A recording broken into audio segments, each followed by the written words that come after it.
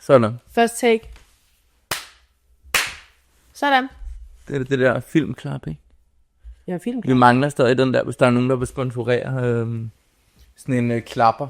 Hvad fanden hedder det nu? Jeg ved ikke, vi snakker tit om det der med... Er der overhovedet blevet sponsoreret noget her? Nej, men vi leder med lys og lygte. Vi leder med lys og lygte. Jamen, goddag. God formiddag. God formiddag. Vi er i gang. Og vi ved jo nu, at det her, det er 9. afsnit. Det er det. Med. Vi har fået måske lidt sådan, for nogle af vores lyttere, sådan, husk lige at følge op på de ting, som I sidder og siger.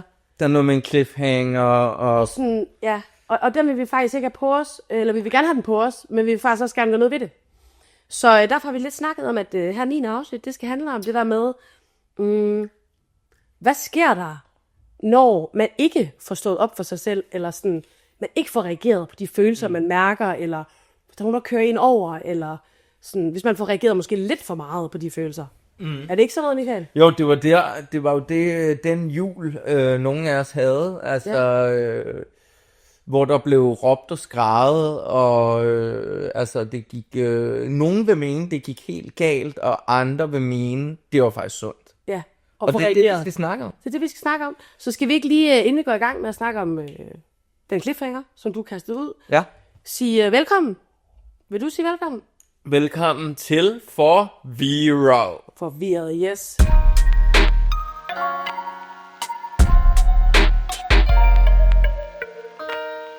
Men hvilket jeg, altså, er forbi. Jeg skulle ikke helt så... hver gang jeg kigger på det, det var en god idé til at starte med. Det må folk vende tilbage til. Det var en idé, vi fik ude i vores rygerskur et eller andet sløjt sted. Er det fedt? Altså, det står der med å. Jeg ved det ikke. Det er fedt. Det kan vi altid lave om. Ved du hvad? Det står der med å, og vi køber det.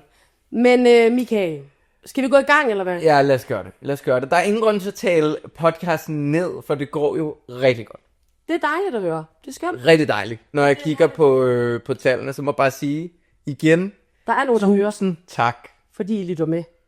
Og ser det, og synes det er fedt, og vi deler jo meget ud. Det er jo meget personligt faktisk. Og det er jo noget som et frigørelsesprojekt, har vi talt om for os begge to, og vigtigt for os, og måske kan I, der er derude, også tage det ind i jeres liv og sige, og bruge det. Der er ingen grund til at overshare, men det er stadig vigtigt at dele nogle ting, fordi så kan man godt få det bedre. Og i virkeligheden handler det jo faktisk om det samme. Det at dele, og måske og nogle gange gøre det i vrede. Ja. Udbrud. Ja. Simpelthen fordelt, få ventileret, når noget er for meget. Og også få det ud, og det tror jeg faktisk lige præcis med podcasten. Få tingene ud, så må I tænke, eller folk må tænke, hvad de vil. Det er i hvert fald rart at få snakket om, når man kan mærke, at det bål er brændt ind i, og er jeg alene i den her verden om at føle sig stærkt, og mærke sig stærkt, eller mærke sig lidt. Ja. Det er vi højst sandsynligt. Så hej til jer derude, der følger os sammen. Men Michael, kan vi ikke lige hoppe tilbage til den her cliffhanger? Jo. Hvor at jeg spørger jo dig, var det egentlig en forløsning den 25. når jeg ligesom får sagt fra, eller sådan, jeg er helt færdig, jeg har kørt over. Ja, og så snakkede vi jo, eller så tror jeg bare, jeg sagde netop, det der med sådan netop, at det, hvad gør det at ventilere? Altså, hvad gør det at holde på vreden og æde den, og æde flæskestegen, bare æde den uden at få noget, og beholde låget på. Ja. Altså, eksploderer man så? Eller skal man bare tage det af og ødelægge den 25. december, og måske reparere det samme dato? Hvad gør du ved dig? Hvad gjorde du ved dig? Jamen, jeg synes jo, at det er super vigtigt, men det skal siges, folk jo gør det på forskellige måder. Ja.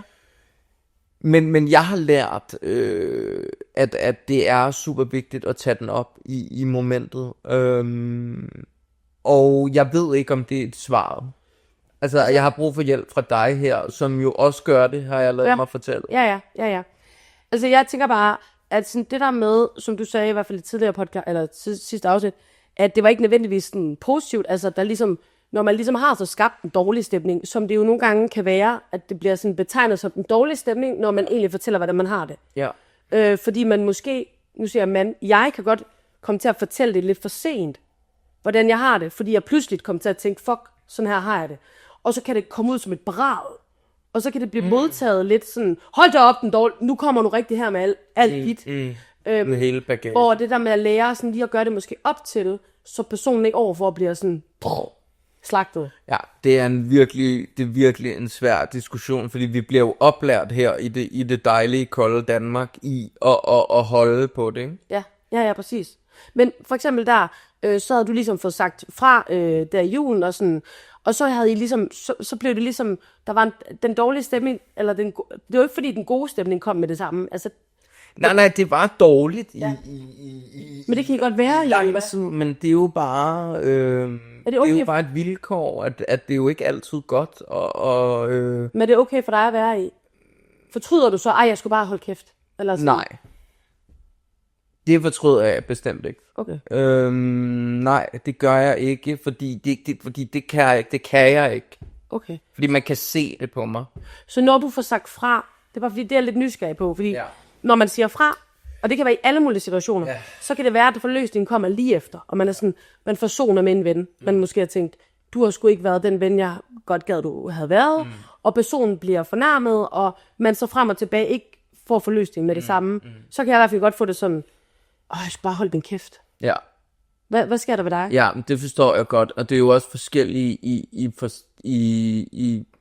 med forskellige mennesker i ens liv og sådan nogle ting.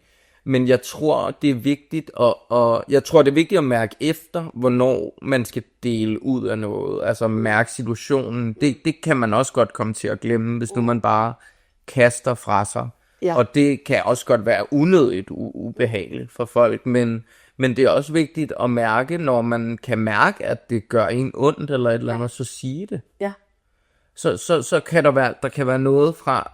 Jeg har jo også lidt foden i begge lejre, fordi jeg har en dansk forælder, og så min kære mor fra de varme lande, hvor at solen skinner lidt mere, og det gør vreden også. Temperamentet. Vi kan mærke det. Ja, og det betyder jo, at jeg begår mig ligesom i begge. Men det er heller ikke for, at det skulle blive sådan et kulturelt spørgsmål, men det er fandme også vigtigt at slippe. Ja, helt sikkert. Altså, fordi det jeg også sagde i sidste afsnit, var, at man kan godt blive syg af at holde på varmen. Ja. Ja, men det er faktisk, men det er jo uanset kultur, altså kulturelle ting eller ej, så må jeg bare sige, at i hvert fald, som vi snakkede om, inden vi tændte mikrofonerne, det er det der med, at, og det har vi også snakket om i nogle andre afsnit i hvert fald, at det er jo tit også, der larmer og brager, folk har en holdning til. Og at på en eller anden måde, så går du kommer bare automatisk til at gå under radaren, når du larmer, så har man en holdning til dig. Og jeg ved ikke, om det er sådan super sådan en, altså at man skal ligesom lige få den gode stemning under julen, og til højtider, og til hverdag. Og man kan brænde nallerne så mange steder ved at være sådan. Og det er der, hvor jeg tror, at igen, selvom det ikke skal handle om det, så tror jeg alligevel der, at det kulturelle islet også kan gå ind, og selvom det jo ikke er tilfældet med dig, eller du kommer over fra herfra, kun går jeg ud fra i begge her. Og ikke engang i hovedstaden og sådan noget. Men det kan være, det brænder lidt. Det brænder så bare læger derude i horisont. Ja, det er det. Ja, man kan brænde sig på og ikke ligesom at passe ind der. For det kan godt blive sådan, det er lidt voldsomt, altså rolig, eller sådan, eller hvorfor er du sådan, eller det kan man godt, og det er jo bare, det er sgu lidt et vilkår, og om det er kultur eller en krøllet hjerne, så. Jeg tror måske i hvert fald, at det også har den, til jer, der måske kan relatere lidt til vores hjerner, sådan, det der med, det er jo det impulsive. Altså for mig handler det ikke om jeg skal eller ikke skal. Det er ikke sådan, jeg kan gå og overveje det i flere dage, og tænke sådan, burde jeg sige fra nu? Det er sådan, det bliver meget sådan et, jeg siger fra nu, fordi jeg mærker det ret stærkt lige nu. Ja. Så kan jeg bagefter tænke, det var måske lidt voldsomt, at jeg fik sagt fra. Og det kan være alle mulige eksempler. Det kan være på arbejdet, det kan være over for mine venner, for min familie, for mit barn, altså whatever. Hvor jeg måske ikke helt selv har været klar over, at jeg følte det så stærkt. Så på mig er det ikke engang et spørgsmål, om jeg sådan overvejer, at jeg sådan skal gå under radaren.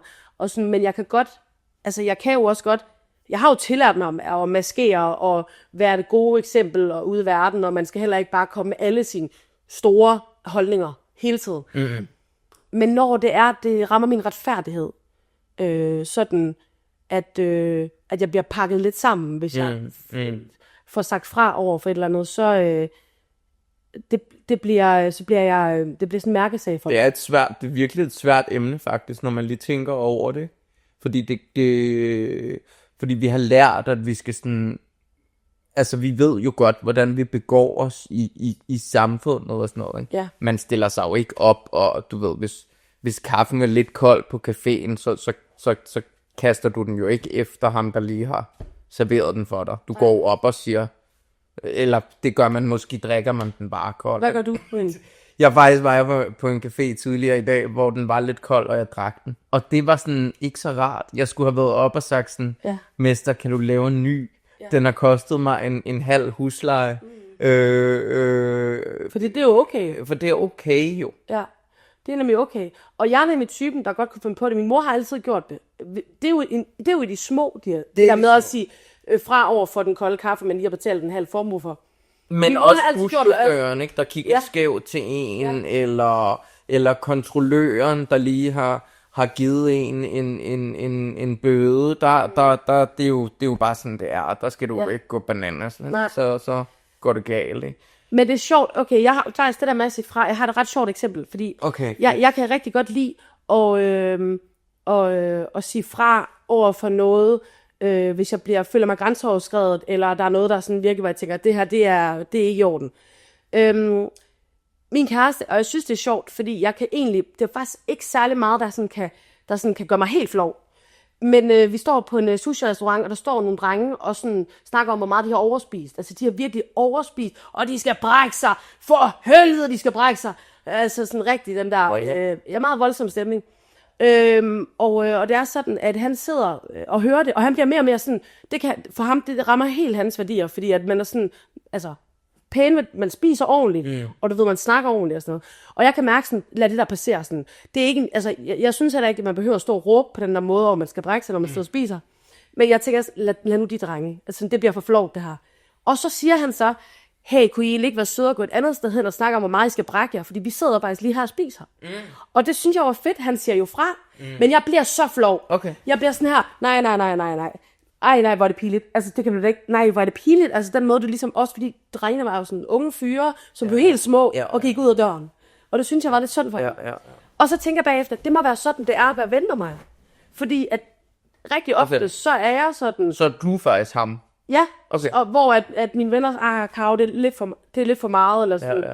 Hvorfor var det så vigtigt lige at få sagt det? Ja, klart. Og det synes jeg var meget fedt at prøve. Du var lidt et eksempel. Ja, det forstår jeg godt. Altså at vende den om. Ja. Ja, hvor man lige mærker det fra egen krop. Altså sådan, fordi vi jo mange af os ikke siger sådan. Ja, men det er jo ligesom. Når vi har snakke om det. Jeg sad også på en café med min kæreste for, hvad var det, en måned siden, eller sådan noget, hvor der var en eller anden, der stod, altså vi sad ned, og vi sad godt nok tæt på baren og sådan noget, ikke? Men så var der bare sådan en fyr, der stod helt op i hovedet på os, og kiggede på menukortet, ikke? Altså der er ligesom et bord, og vi sidder ved det der lille bitte bord, ikke? Og så står han, altså fuldstændig og savler ned i min kanelsnegl eller sådan noget, hvor jeg også var nødt til at sige sådan, undskyld, har du... Og der tænker jeg også, hun synes, det var lidt pinligt. Sagde du så det? Du sagde sådan, hey, kunne du... Ja. Og hvad gjorde fordi at han stod jo fandme med, altså han stod nærmest og tissede ned i min kop, og savlede ned i min helt friske kanelsnegl. Ja. Og det ved jeg ikke, om hun blev pinlig. Vi talte ikke om det. Nej, men der var heller måske ikke et rum, hvor man kunne snakke om det derefter, men han var der stadig. Han stod der, ikke? Men så savlede han ned de ting sådan, tilbage til sådan en krøllet hjerne, når man så gør det for eksempel, det er jo sådan i de små ting med mennesker, man ikke kender nødvendigvis. At det er jo ikke, fordi du går og tænker, at du har tænkt sådan 10 minutter, kvarter op til, nu siger jeg til ham lige om lidt, at han skal. Nej. Du ryger ud af dig, ikke? Ja. Så på den måde er der vel også nogle bagsiden af det. Ja. At der er nogle gange noget, hvor man tænker, hold nu for dig selv, Michael, for jeg ved din københavner.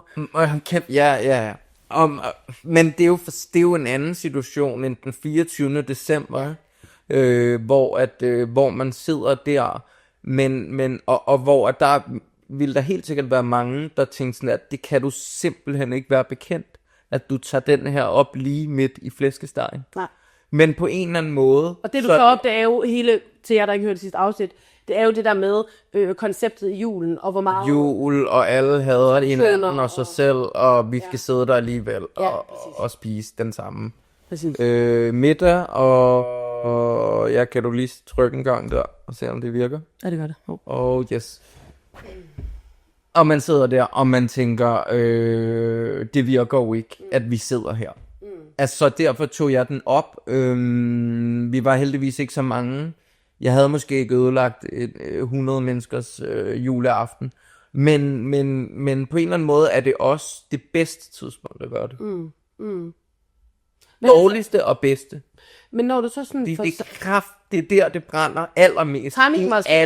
Timing var sikkert vildt dårlig. Altså, det var. Du kunne have taget den op et halvt år inden. Men jeg lever på en eller anden måde også efter sådan, hvornår er den god? Altså, hvornår er det godt at stoppe med at ryge? Jamen, det er der aldrig. Heller ikke i morgen. Nej, det er rigtigt nok. Men hvad så...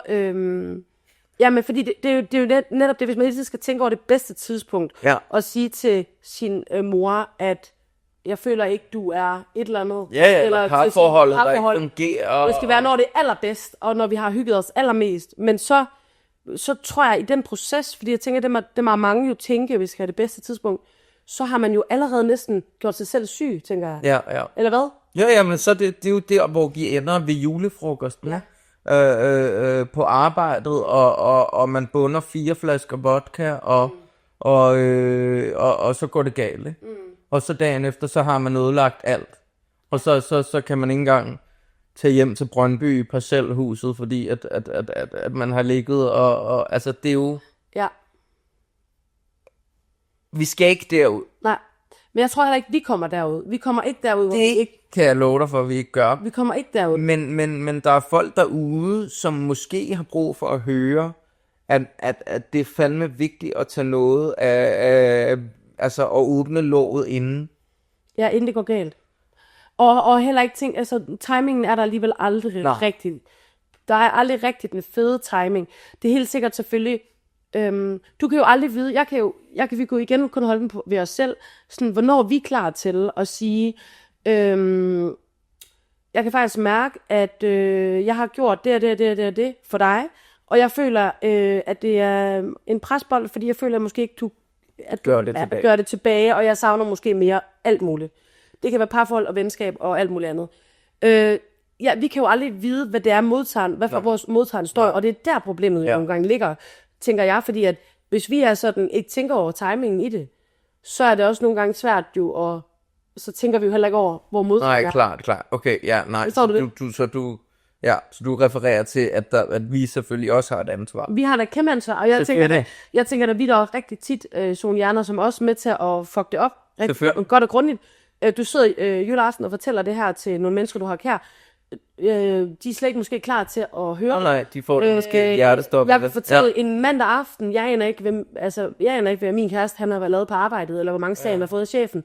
Og så kommer jeg hjem og siger, jeg kan da fortælle dig noget. Ja. Og så står han der sådan, tusind tak, jeg kan så ikke se noget af øjnene, for jeg har haft en helt sindssyg dag. Ja. Og nu forventer du, at jeg skal stå til... Og så kan det blive et mudderkast. Klart. Men hvis man skal holde den ved sig selv, så er det jo sådan en forløsning at tage ansvar, og så sådan, i stedet for at gå rundt og snakke med alle andre om det, hvor dumme nogle mennesker er, eller hvor latterlige nogen ser ud, så er det rart at få det ud til den person. Og det tænker jeg faktisk nogle gange, det er noget positivt. Ja, bestemt. Ja, 100%.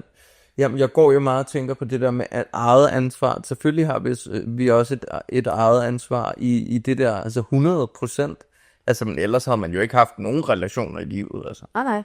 Nej, men det er jo også det, altså jeg tænker der er sådan en, når jeg i hvert fald møder dig, sådan den relation, altså du er jo en, der brager, sådan. Fuldstændig, ja. Du tænker ikke over, ligesom, altså jeg tror måske, jeg er en større pleaser, end du er. Ja. Altså, eller jeg ved, jeg er en større pleaser, end du er. Ja.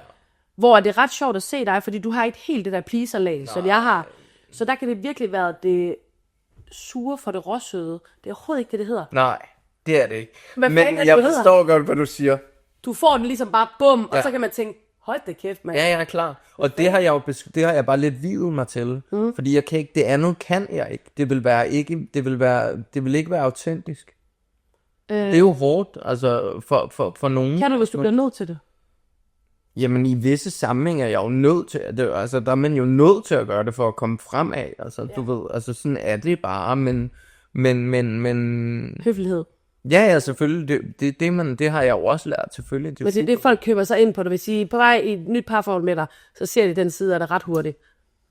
Ja. At du for eksempel brager igennem. Eller, ja, det tror du, hun vil sige. Ja. Klip til vores afsnit relationer. Højst sandsynligt. Måske. Gå ind og hør det, mand. Gå ind og hør det, altså. Så kan man tænke lidt over, hvordan fanden er det lige egentlig. Hvor fanden er det her ind, altså hvis vi skulle samle op her på 3,5 sekund? Det ved jeg ikke. Tag noget ansvar. Lad være med at lægge låg på dig selv. Ja, men samtidig også helt okay lige at reflektere lidt over Tænk. de impulsive ting, som vores hjerner er. Ja. Det kan jo virkelig ramme dig også dårligt. Altså det kan jo, jeg kan i hvert fald godt nogle gange tænke, Det ved jeg godt. skulle hun lige have kommet med det her Men jeg er statement? også lidt bange for, at du kommer over i sådan meget sådan offer rolle, hvor du sådan bliver sådan, og jeg er så dårligt et menneske altid. Det gør jeg ikke. Det må du heller. Det gør jeg overhovedet ikke. Jeg synes bare, det er vigtigt at tage ansvar for ens egen del, for sagt fra. Og hvis det er, at modtageren så ikke hører eller bliver ked af det, så kan man jo blive ved med, jeg har i hvert fald bare lært mig selv at holde den meget på min egen banehalvdel. At det ikke har en skid med, altså, jeg føler det her, jeg har det sådan, og så kan personen overfor sidde og sige, men jeg har det sådan, og så kan vi prøve at mødes. Ja, så. Hvor jeg tror måske før i tiden, jeg har braget lidt mere, Okay. og så boom, og så smækket døren. Hvor det synes jeg da bare, at Ja, man skal huske at lytte, og huske, at der er et andet, der sidder et andet menneske, ja. ofte. Ja. Men altså, Uha. det vi så kom rundt omkring det, men jeg tror bare, det der med, at det ramte mig lige, da jeg hørte, i hvert fald vores sidste afsnit, at det er sådan, det der med at holde på sig selv, klemme ballerne sammen, som vi jo nok højst sandsynligt begge to har gjort hele vores liv, for at passe lidt ind i det her samfund, det gør. Altså maskere og holde på sig selv, men hvad det kan skabe af rigtig dårlige ting inde i et system. Det er jo det, der gør, at man en dag bare ikke står ud af sengen og bliver i den. Ikke? Ja, og bliver gammel og ikke sådan, og jeg ved godt, at så jeg tror da på mange måder, at det er en kæmpe positiv ting, at vi kan det. Ja. Så kan vi helt sikkert skrue op og ned for det. Og så skal man skrue op og ned, selvfølgelig. Ja. Så jeg tænker, at der sidder nok nogle lytter derude. Måske var der afsnit også bare sådan, you're not alone, eller sådan, eller til jer, der måske ikke har, altså skide gode til det, sådan, det er noget, vi kan øve os i, og at man, fordi så kommer der en dialog, og det er sgu okay at føle, og det er sgu okay at mærke. Ja, det er helt og det er fandme okay at mærke rigtig stærkt, og så dagen efter ikke mærke det så meget alligevel, uden man er en weirdo. Ja, og det er vigtigt. Det er vigtigt, og det synes jeg, fordi det der, synes jeg, er næsten det vigtigste. Ja. At man kan meget nemt få fortalt her i lille lorte Danmark, at det ikke er okay, at du lige har råbt og skreget nede på Nørrebro station eller Aarhus Banegård. Ja. Hvad fanden hedder det? Det hedder Banegård. Banegården. Tak. Banegård. Tusind tak. Undskyld alle sammen. Selvfølgelig. Yes! Det er fucking okay, hvis der er en, der lige har gjort noget ondt ved dig. Eller du mærker noget. Det er faktisk bare okay at mærke. Ikke? Ja, det er faktisk helt okay. Og det synes jeg faktisk er det mest fantastiske, når at man til en begravelse, folk de lægger sig og græder hårdt til et bryllup, at man græder af glæde, at man kan, at man virkelig kan mærke noget stærkt. Jeg synes virkelig, det rører mig, når jeg har venner eller mennesker, jeg møder i mit liv, som bare mærker noget super stærkt. Jeg tænker ikke nødvendigvis, personen er helt ude på et skråplan. Det er bare virkelig sådan en skøn ting. Eller når der sker noget godt, og man græder. Altså, man græder. Og så er det typisk, man siger sådan her, det er bare jeg er også hormonel, eller jeg har også haft en skør dag, så undskylder man det. Det er virkelig dejligt, når jeg kan mærke, at folk mærker ting. Ja. Og i morgen måske i går fik jeg nogle blomster, og jeg stod bare og græd derhjemme i 1,5 time. Altså. Fordi det var så sødt. Altså, du ved, det gjorde jeg bare, fordi det var så ægte, og det var så absurd sødt, at sådan, det kunne jeg bare ikke holde til, og det er jeg bare glad for, Fordi der er mange mennesker, der ikke har, der ligger låg på det. Ja. Og det er jo sådan en, fordi det skulle være en eller anden smerte, eller et eller andet, altså, det kan sagtens være glædestårer. Altså, Ej,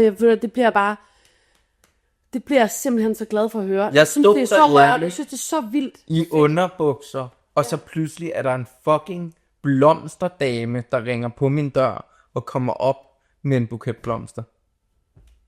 Vil du Hvordan gå kan, dem derovre fra? hvordan kan jeg? Nej, En hemmelig båd? det vil jeg faktisk ikke. Okay.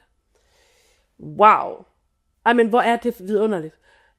Jeg kunne græde, og jeg gjorde det i går. Det får mig til at tænke på ganske kort. Min mor har altid sagt, da jeg var barn, og hun havde været til et eller andet begravelse, something, at jeg altid spurgte hende, mor, græd de så? Eller sådan, jeg var meget interesseret i, om folk græd.